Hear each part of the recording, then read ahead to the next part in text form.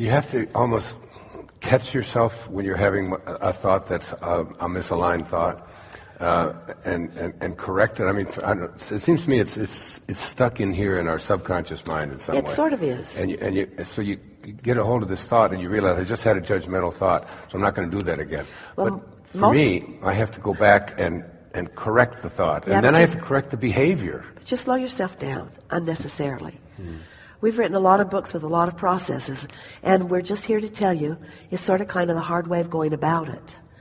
Because when you slumber, your momentum stops. And when you find the high-flying disc and increase that momentum, now things are really working fast for you.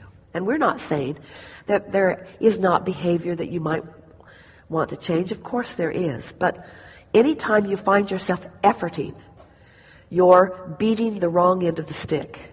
And you're practicing the vibration of resistance, and you don't mean to, rather than the vibration of allowance.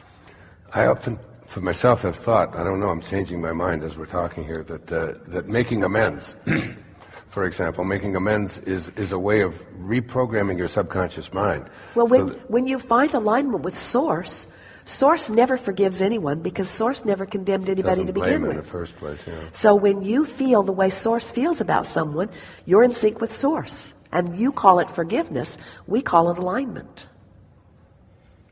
And you get hooked on that feeling because it sure feels better to love them than to hate them. Oh, yeah. So Esther says to us on more than one occasion, well, Abraham, maybe I need to tell you more about that person. Seems to me you're being a little unrealistic in your unconditional love for them. But unconditional love is loving because that's what you do. Conditional love is change that behavior and then I'll love you. And that is such a trap for you and for them because now everybody's trying to figure out what behavior is the appropriate behavior. Nobody feels very good. You're mad at each other because nobody's really getting it done. And meanwhile, Source is loving all of you and feeling very good about it.